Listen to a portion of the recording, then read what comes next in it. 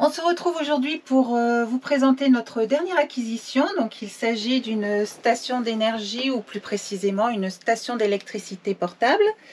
Alors on peut le comparer à un petit groupe électrogène, donc parce qu'il est capable de stocker de l'énergie que de notre côté on produit avec les panneaux solaires et de la restituer à tout moment grâce à ses prises de formats différents. Et donc nous c'est vraiment ce qu'on recherchait en plus de l'installation d'Hector. C'est une source d'énergie fiable, propre et silencieuse, et on l'a trouvée chez Blue Yeti. Donc ce que je vous propose, c'est qu'on déballe le carton ensemble. Bon allez, qu'est-ce qu'on va trouver dans ce colis? Alors la notice, oui. Un petit sac d'accessoires, ce doit être les câbles, on déballera ça tout à l'heure. Le chargeur.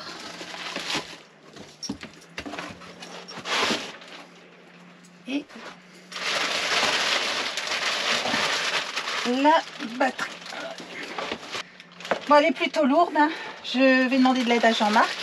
On pose la caméra et on vous reprend dans 5 minutes. Le temps de la déballer. Donc voilà, on a sorti le bébé. Donc c'est la Blue Yeti AC200 Max en 2048 Wh. Donc vous l'avez vu, hein, pour moi c'était plutôt lourd, hein. 28 kg annoncé, donc c'est qu'elle doit envoyer du lourd, hein, quand même, hein. Donc ce que je vous propose en premier lieu, c'est de recharger la batterie. Là nous sommes à 74%, et nous de notre côté, les batteries d'Hector sont full. On les a rechargées avec les panneaux solaires. Donc il faut savoir que la batterie est chargée complètement au solaire et qu'elle nous fournit du 220 volts. Donc on va relier la batterie au chargeur. Voilà. Et le chargeur au 220 d'Hector. Et voilà, c'est parti. Le petit ventilateur s'est mis en route, hein, donc bon, le micro de la caméra est très sensible, donc vous l'entendez sûrement bien, mais je vous assure qu'elle fait vraiment pas de bruit. Donc on voit qu'elle est en train de charger ici. Là on est bien sur le réseau, et qu'elle charge à 488 watts. Donc ce qui signifie que si elle était complètement vide, elle mettrait un peu moins de 5 heures à se recharger.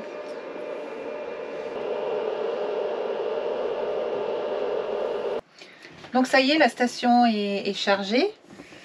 Donc on est bien à 100%. Je vais commencer par vous présenter un petit peu les connectiques, donc sur cette façade là. Donc ici nous avons les connectiques pour recharger la batterie. Donc celui que vous avez vu hier, c'est celui-ci qui permet de brancher le transformateur pour pouvoir recharger en 220, donc sur le courant alternatif du camion. Et ici donc nous avons la connectique pour pouvoir recharger avec du courant continu. Donc le courant continu sera fourni par les batteries ou les panneaux solaires. Donc on branche ce câble là ici, et sur la prise femelle nous pouvons rajouter donc le câble pour le rechargement par allume-cigare, ou alors le câble pour brancher un panneau solaire. À ce niveau là on peut trouver des ports d'extension. En fait c'est pour pouvoir brancher des batteries externes supplémentaires Blue Yeti, donc qui ont exactement la même largeur que la station, et que l'on peut poser au dessus, et qui permettent donc d'augmenter la capacité d'énergie de la station. Donc son point fort, c'est qu'elle est entièrement pilotable par smartphone. Donc on a téléchargé l'application Blue Yeti. On va découvrir tout ça ensemble.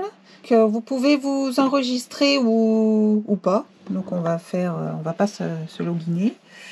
On accepte, on autorise.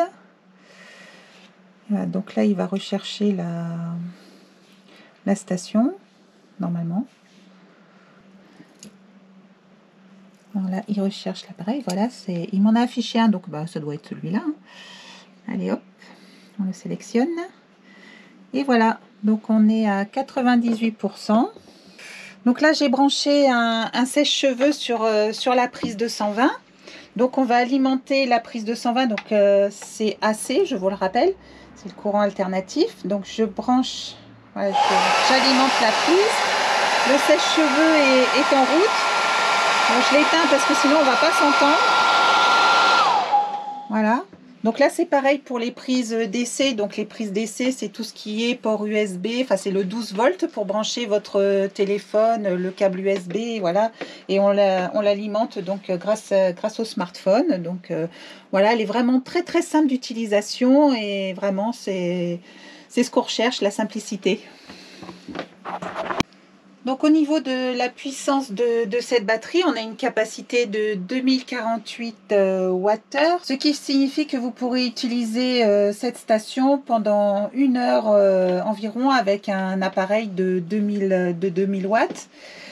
Et donc si je voulais brancher en continu ce sèche-cheveux qui fait à peu près 1500 watts, donc j'aurai une capacité d'utilisation d'1 heure et demie à peu près. On est sur des batteries lithium fer phosphate avec une durée de vie de 2500 cycles environ, ce qui est quand même assez impressionnant pour ce type de batterie.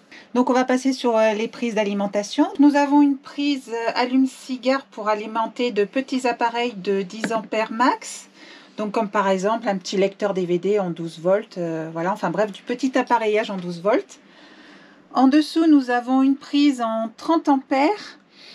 En 12 volts également, ce qui permet d'alimenter du matériel un petit peu plus puissant. Donc le câble ne nous a pas été fourni, donc on ne pourra pas vous faire la démonstration dans l'immédiat. Donc ici nous avons 2 ports en 12 volts 10 ampères également. À côté un USB-C de 100 watts. Et encore à côté, 2 ports USB de 18 watts et 3 ampères. Et de ce côté, nous avons toute la partie en 220 volts. Donc là, nous avons 4 prises. Voilà. Et voilà. Et donc, toutes ces prises sont protégées par des capuchons, donc des capuchons étanches. Donc, ce qui permet de pouvoir la laisser à l'extérieur sans qu'elle prenne l'eau. Donc j'ai branché une petite batterie externe donc sur le port USB pour la recharger. Et donc nous pouvons voir donc sur l'application qu'elle utilise 2 watts pour la recharger. Et vraiment l'application est très très bien faite puisqu'on peut voir donc l'autonomie de la station, ce qu'elle utilise pour recharger, le fait qu'on puisse alimenter et éteindre les différentes prises. Enfin bref, elle est vraiment très simple et parfaite cette application. Donc sur le dessus de la station, nous avons aussi deux chargeurs par induction pour recharger donc les téléphones sans fil. Donc, vous voyez, on peut en mettre 2 largement. Donc, ce téléphone n'est pas équipé pour être rechargé par induction, mais nous avons commandé des petits récepteurs de charge sans fil que nous devrions recevoir très prochainement. Donc si vous trouvez ce modèle trop lourd, trop encombrant, allez sur le site de Blue Yeti. Il y a une multitude de modèles, dont celui-ci, donc qui est plus petit, plus compact, plus léger, un peu moins puissant, mais on retrouve vraiment les mêmes fonctionnalités que sur la grande. Donc vous avez 2 prises en 220, vous avez les prises USB, enfin vraiment on retrouve vraiment tout ce qu'il y a sur la grande sur celle-ci. Elle est vraiment légère, hein, moins de 8 kg comparé aux 30 kg à peu près de celle-ci. Donc là vous pouvez vraiment l'emmener à l'extérieur, où vous voulez. Bon, je pense qu'on a fait le tour. Ce que je vous propose, c'est qu'on la mette en situation.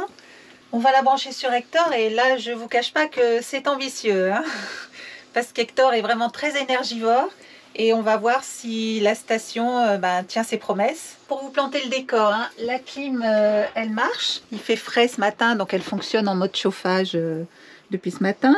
L'ordinateur est allumé également. Nous avons le frigo qui marche en continu, hein. Et pour corser un petit peu le tout, on va se préparer un petit café.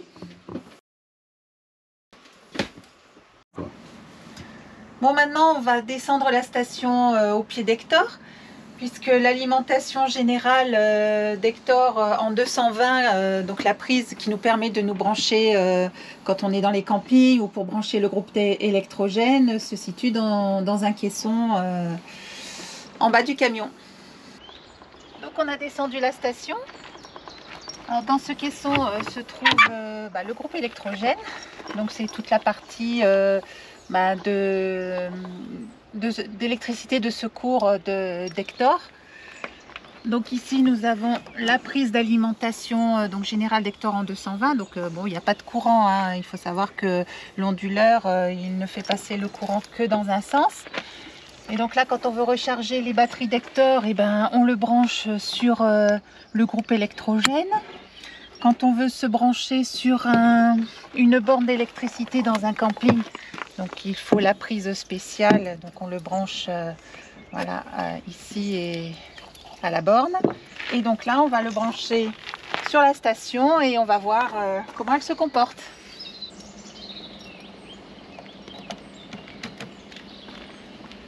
Et on allume. Côté puissance, très clairement, cette station est vraiment en mesure de faire tourner l'ensemble du camion. 2200 watts, bon là, je pense que ça va faire le job. Et là, ce qu'on veut contrôler, et pour nous, c'est vraiment primordial, c'est la qualité du courant qu'elle va nous fournir.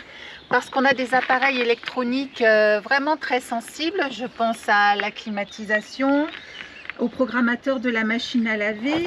Je vous parle de ces deux appareillages car notre tout premier groupe électrogène n'arrivait pas à les faire fonctionner. Et c'était pas un problème de puissance, mais c'était vraiment un problème de qualité de courant. Donc pour ceux à qui ça parle, il nous faut impérativement un appareil à onde sinusoïdale pure. Bon, allez, on va retourner au camion pour voir l'application sur le téléphone, voir si le téléphone et la station arrivent à communiquer à cette distance-là, et puis pour mettre en route la prise de courant. Allez, c'est parti. Au passage, on voulait vous montrer un petit peu le pêle-mêle qu'on était en train de faire avec toutes les belles photos de la saison 2 là, du Maroc. Donc voilà, on s'est amusé à ça en sublimation, en ayant branché d'ailleurs la machine sur la station, et ça fonctionne très bien. Bon, ça y est, on est au chaud, hein. Allez, on va mettre en route l'application. On va voir si elle communique bien avec la batterie, enfin avec la station. Mode army, hop, on sélectionne. Donc voilà, elle communique 98%. Bon voilà, c'est pas mal. Donc on a mis en route la climatisation. Donc là, elle est en train d'envoyer vraiment tout ce qu'elle peut. Parce qu'on chauffe, il fait 12 degrés dehors. Donc voilà, on l'a mis en fonction. L'ordinateur est bien en route. La batterie, donc là, elle est descendue à 137 parce que on a mis la climatisation toute la nuit. Donc voilà, on a tiré un petit peu dessus et donc on va voir si ça recharge. On est à 98% et donc là la prise elle est éteinte, donc on va l'allumer, on va voir ce que ça donne. Voilà, il est en train de dire que voilà, le courant circule et donc ça y est, ça charge, il envoie. Donc on voit qu'il envoie vraiment le courant, hein, ça monte, ça charge, là 1,7 kg, 1700 watts, 1800 watts, enfin voilà, ça fait le job.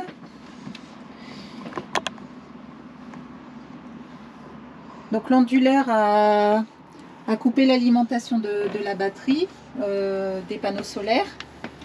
Donc on verra après comment ça se comporte. Oui, on voit que ça charge, hein. 137,7, 137,8. Voilà, la batterie se recharge.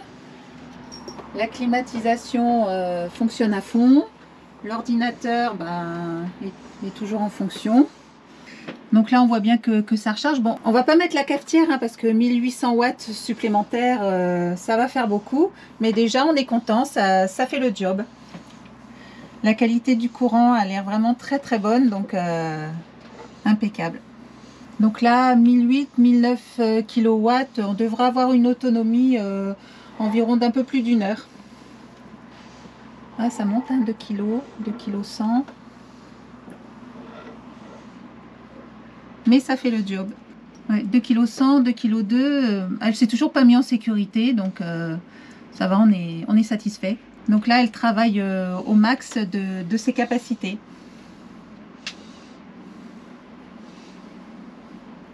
Très clairement, ça envoie du lourd. Hein. Elle est redescendue à 1100, donc le compresseur de clim a dû s'arrêter.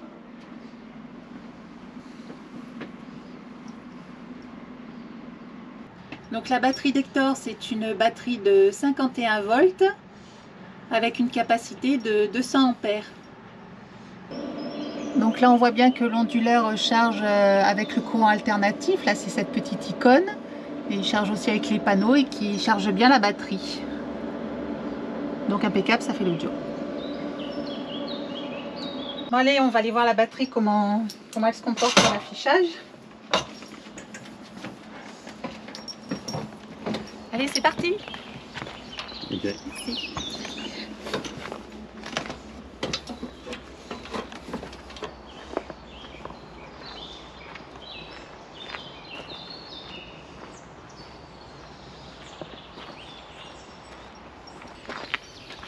On va réanimer l'écran. Je ne sais pas si vous voyez bien l'écran, mais voilà, elle nous donne les mêmes infos que sur le téléphone. Donc on est à 90%. L'AC est allumé, donc voilà, il n'y a aucun problème. Ça fonctionne parfaitement également de ce côté-là. Je vous avais parlé d'un petit café. Bon, ben, on va le faire ensemble. Hein. On va la brancher sur la Blue Yeti. Allez, on met l'eau.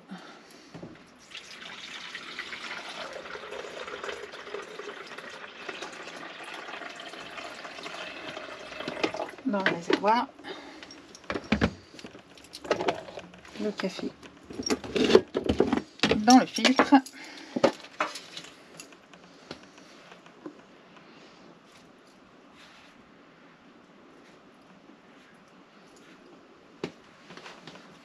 Voilà. On va la brancher.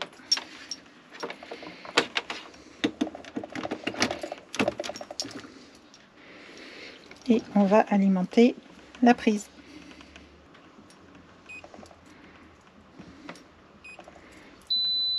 Et voilà, c'est parti. Le fonctionnement est vraiment ultra simple. Hein. Donc là, ça y est. Donc la cafetière consomme 817 watts à peu près.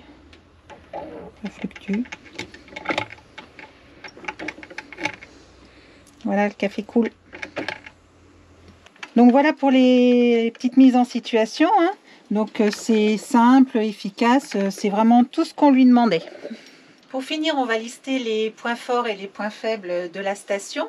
Donc elle semble vraiment robuste, elle est étanche, on peut la laisser à l'extérieur, elle ne craindra pas la petite rosée du matin. Côté connectivité, c'est juste parfait, elle dialogue facilement avec le téléphone. On apprécie également la multitude de prises qui se situent toutes en façade, ça c'est vraiment très pratique. On apprécie vraiment sa capacité de stockage ainsi que sa puissance de restitution. Côté point faible, on n'en a trouvé qu'un. C'est le chargeur qu'on trouve vraiment très imposant. On aurait aimé qu'il soit plutôt intégré dans la machine parce que ça prend de la place, ça fait un ustensile qui gêne. Bon, pour d'autres, ça sera qu'un détail. Pour nous, c'est important parce qu'on vit dans un espace restreint, mais on va faire en sorte de le camoufler, de le rendre un peu moins visible. En conclusion, on est vraiment très agréablement surpris par cette batterie et je pense qu'elle va nous rendre de bien nombreux services.